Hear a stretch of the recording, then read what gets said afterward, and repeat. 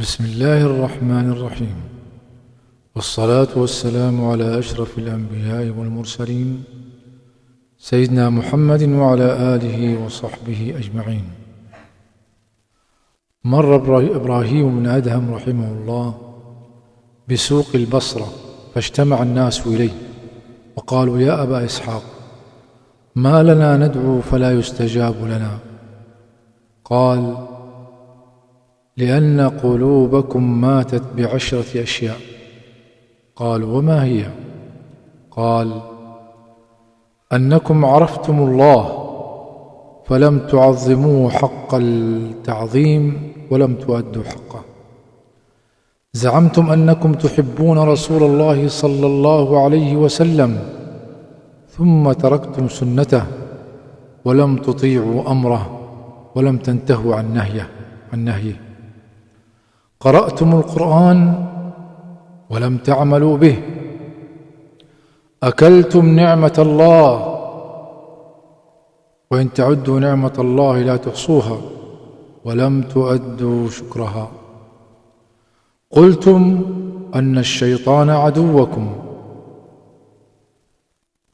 ووافقتموه واتبعتموه، قلتم أن الجنة حق، نعيمها وقصورها وحورها وأكلها وطيبها، فلم تعملوا لها. الجنة حفت بالمكاره. قلتم أن النار حق، جحيمها وزمهريرها وعذابها وحياتها ونارها وزقومها، تعرفون أن النار حق ولم تهربوا منها، ما زلتم في الأمور التي تؤدي إلى النار إلا من رحم الله. قلتم أن الموت حق فلم تستعدوا له. الموت حقيقة جبارة حتمية فلم تستعدوا له.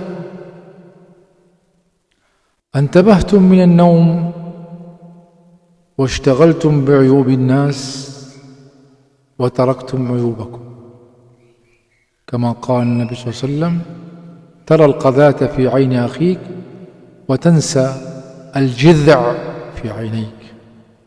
10، دفنتم موتاكم ولم تعتبروا بهم، وكفى بالموت واعظا، واذكروا هادم اللذات.